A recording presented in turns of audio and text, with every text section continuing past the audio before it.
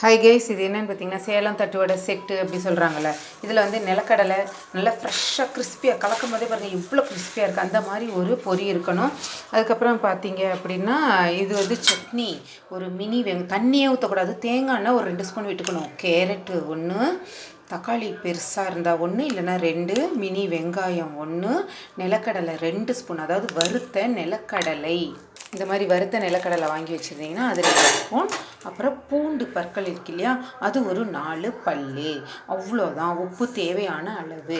நல்லா வந்து மிக்சியில் இது பண்ணிட்டோம்னா அரைச்சிட்டோம்னா இது வந்து பார்த்திங்கன்னா தண்ணியே விடலை, தேங்காய் ஒரு 2 ஸ்பூனு.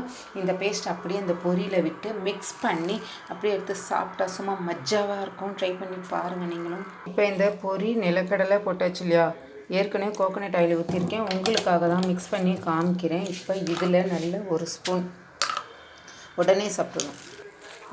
அவ்வளோ செம்ம சூப்பராக இருக்கும். நீங்களும் செஞ்சு பாருங்கள். பிடிச்சிருந்தா சப்ஸ்கிரைப் பண்ணி பெல் ஐக்கானை கிளிக் பண்ணிக்கோங்க. இது வந்து எண்ணெய் ஊற்றி வானலியில் வதக்கி அதுக்கப்புறமும் நம்ம செய்யலாம், நம்ம இஷ்டம் தான்.